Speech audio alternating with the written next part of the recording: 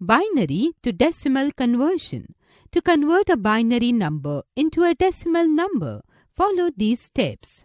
Step 1. Start from the rightmost digit known as the LSD before the fractional point and move towards left. Step 2. While doing so, multiply each digit by 2 raised to a particular power. The powers of 2 start from 0 and increase to 1, 2 and so on as you move towards left. Step 3.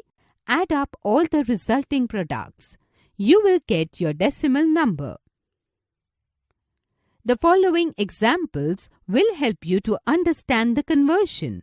Convert 1111 with a base 2 to decimal number. 2. Convert 10111 with a base 2 to decimal number. Example 3. Convert 101.101 with a base 2 to decimal number.